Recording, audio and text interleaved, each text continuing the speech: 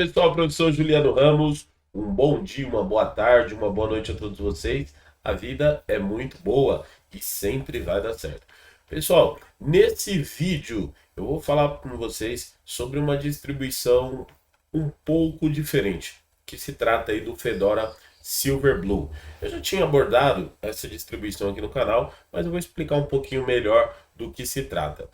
Vamos pensar a princípio que você está procurando um sistema imutável, ou seja, um sistema extremamente seguro que vai garantir que sempre o boot da sua máquina vai estar ok, que nenhuma atualização vai corromper o sistema de inicialização ou qualquer outra modificação que não permita você utilizar o seu computador.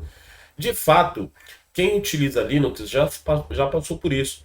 Até porque nós costumamos sempre testar novas distribuições, fazer muitas atualizações e às vezes pode ocorrer de um sistema corromper e você ter que fazer alguns ajustes para iniciar, ou às vezes até mesmo teve o desprazer de ter o sistema sem inicializar.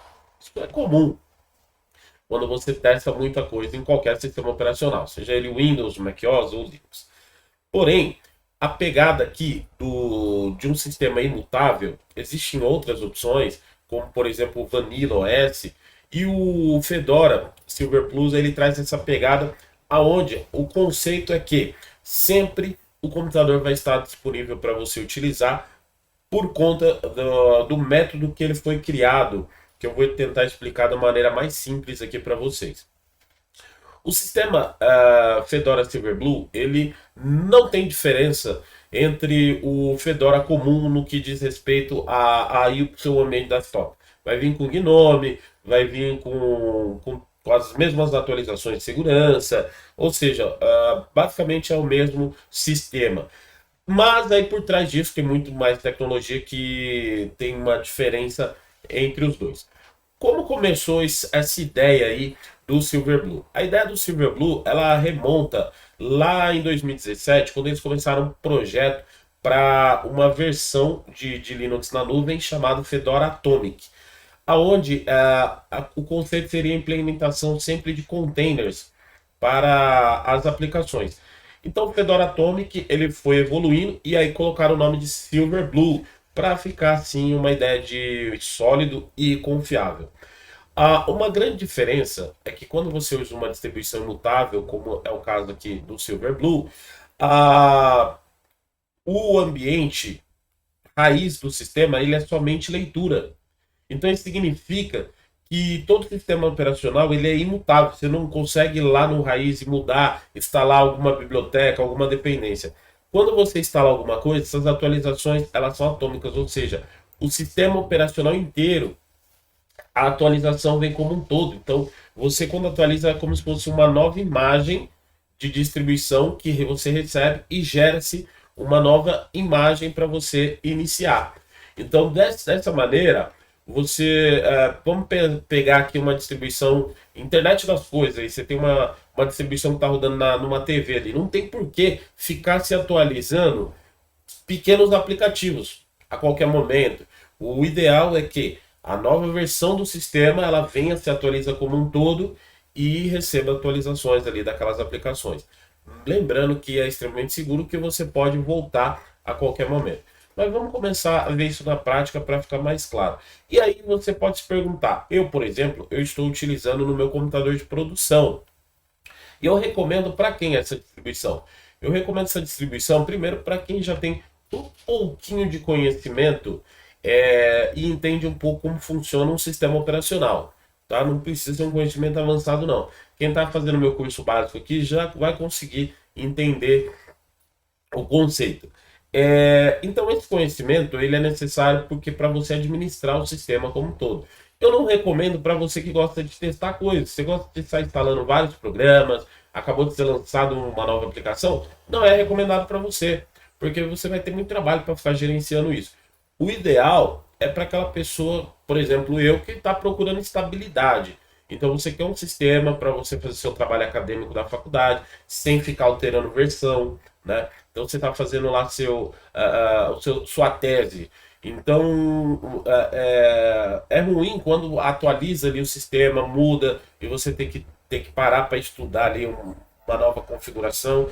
Então, se você quer um sistema que vai se manter e que sempre vai ser confiável, você vai iniciar e vai estar tranquilo. Você sabe que seu computador vai iniciar, a não ser que seja por um problema de hardware, um problema físico. Mas tirando isso, na parte de software, o sistema é imutável. É como, por exemplo, você utilizar o seu celular, o Android, um sistema imutável. Você não mexe ali na raiz do sistema, você só mexe na camada de aplicações do seu usuário. Isso que é um sistema imutável. Então, melhor explicação aí, um sistema, por exemplo, como o Android para o seu celular. Então, é isso que é o Fedora Silverblue. Então, se é isso que você está procurando, o sistema um pau para toda a obra, você vai ser feliz aí com o Fedora Silverblue. Bom, primeiro passo, eu vou para a linha de comando, eu vou mostrar o sistema para a gente entender pela linha de comando.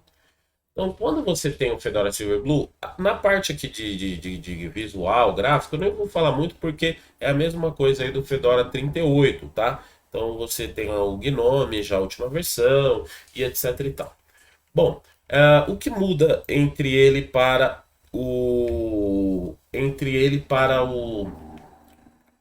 Silverblue do Fedora comum, 38, né, que você faz download?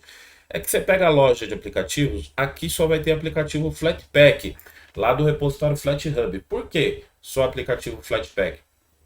Porque os aplicativos Flatpak, eles rodam na camada do usuário. Então você tem lá o usuário Juliano, ele vai instalar tudo ali, a sua estrutura dentro de Juliano, com todas as dependências, né? E é só para aquele usuário. Ele não altera o. Vamos pensar em containers, né? É o objetivo do Fedora Silverblue trabalhar sobre esse conceito de containerização. Então, os containers cedidos são os containers do Flatpak, que são pacotes que já vêm com todas as dependências. Sendo assim, não interfere lá na raiz do sistema operacional. Você não fica instalando bibliotecas, né? Porque um sistema comum, como o Fedora mesmo, você vai lá e instala DNF, install, vou colocar aqui Vim. O Vim, ele vai trazer dependências ali do Vim. E essas dependências vão ser instaladas lá no diretório, normalmente no srlib, né, que é o diretório lá de bibliotecas do Linux. E aí você vai, às vezes essas bibliotecas são compartilhadas, e às vezes tem alguma atualização que você precisa atualizar essa biblioteca. E ao atualizar essa biblioteca, para de funcionar uma aplicação. Então tem esse tipo de coisa com o sistema comum. Já o sistema imutável, como esse, que funciona através de containers, né? Quando você utiliza somente o pacote Flatpak, isso não vai acontecer. Aliás, você pode ter duas versões do mesmo sistema. Você pode ter uma versão mais antiga, mais nova. Por quê? Porque as bibliotecas, elas estão restritas no seu diretório. Então vem o diretório ali com o programa e já com todas as bibliotecas que ele precisa para funcionar. O sistema torna-se maior? Torna-se maior, porque você não tem biblioteca compartilhada, né? Então pode ficar mais gordo. Porém, você tem a segurança, você tem a possibilidade de usar mesma versões diferentes de um mesmo sistema e não quebra o seu sistema. Então você tem grandes vantagens aí.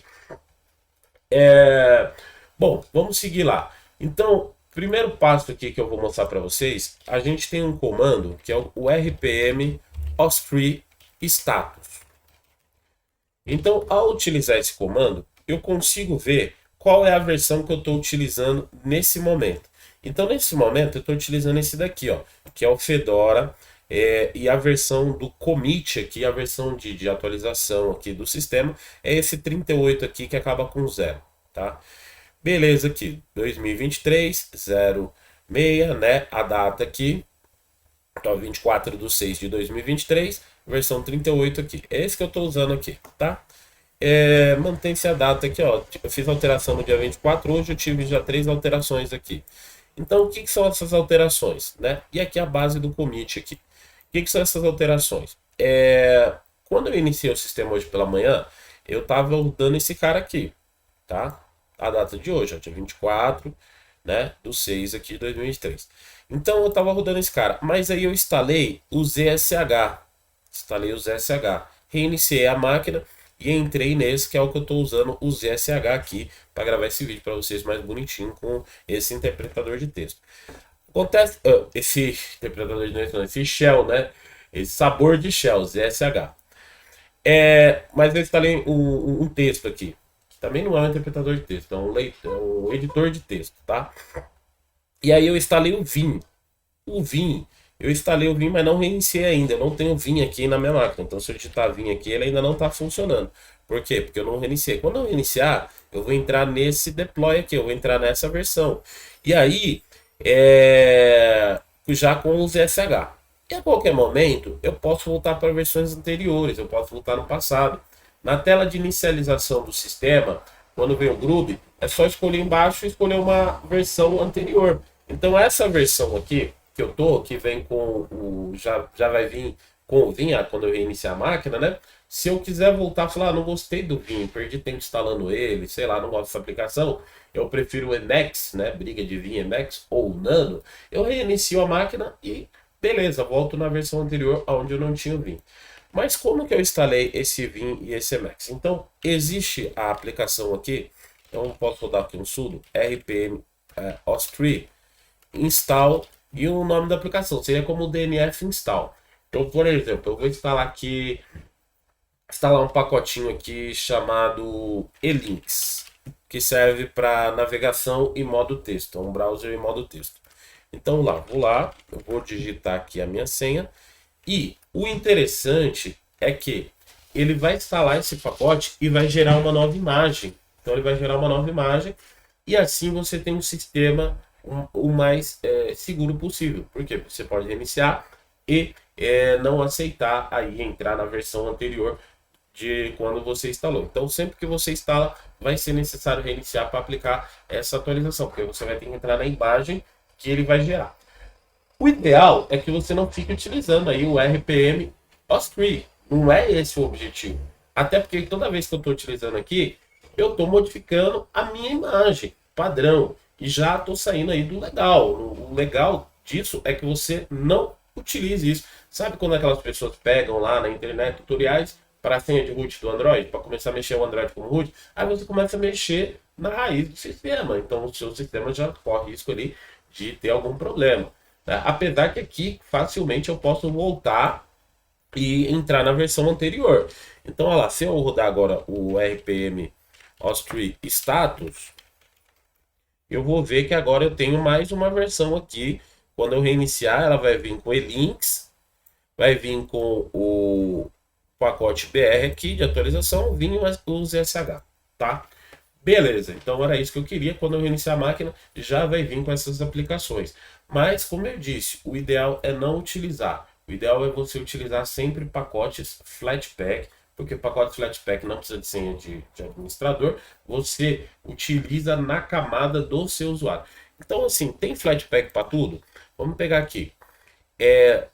Praticamente todas as aplicações que eu instalei até aqui foram com Flatpak. Então, eu instalei o navegador Edge, Microsoft Edge. Eu instalei com Flatpak lá do site FlatHub. Eu instalei o Typora, que é meu editor preferido. Eu instalei o Teams for Linux. Instalei o Thunderbird. Então, todas essas aplicações aqui que eu fui instalando, eu instalei via FlatHub. Então, vamos lá. Vamos instalar uma aplicação via FlatHub. Eu vi que eu não tenho um pacote Office. Então, vamos instalar o quê? O LibreOffice. Então, vamos lá. Ó, FlatHub. E é assim que vai funcionar. Por quê? Porque você não vai mexer na raiz do seu sistema. Então, olha lá, dentro do repositório FlatHub, aliás, o site está muito bacana. Eu estou fazendo tudo pela linha de comando, tá? Você poderia fazer pela loja de aplicativos que instala o pacote FlatHub. Eu vou procurar aqui o LibreOffice. Então, olha lá, LibreOffice. Eu vou clicar nele aqui. Vou clicar aqui em instalar e vai fazer o download aqui desse pacotinho aqui do LibreOffice. Beleza. Fiz o download do pacotinho LibreOffice. Eu vou abrir aqui meu navegador e vou fazer a instalação do LibreOffice. Então está em downloads aqui. Olha lá, o pacotinho, vamos procurar aqui o pacotinho do LibreOffice. Não preciso do sudo, tá? Aliás, porque a gente instala na camada do usuário, mas vai que eu tenho um outro usuário, eu posso instalar aí, não interfere na raiz do sistema, isso que é legal. Então, Flatpak install org.libreoffice da yes e aguardar aí a instalação do LibreOffice. Então, vamos aguardar enquanto ele instala o LibreOffice. E aí vale lembrar o quê? Uma grande vantagem dos pacotes do tipo Flatpak aqui do site FlatHub é que você sempre vai ter a última versão dos pacotes. E qual foi a vantagem para os desenvolvedores? Né? Vamos pegar aí qual a vantagem para você que desenvolve software desenvolver FlatHub e não para as distribuições. Então, se a gente pegar aqui antes, ó, vamos pegar aqui, ó, você tem aqui o Debian e derivados, né? Então vem Ubuntu, Mint e etc. Que o padrão é pacote o quê? .deb. Você tem o Fedora, OpenSUSE, né? Que o pacote deles é o quê? .rpm, né? E aí você tem os modos de instalação.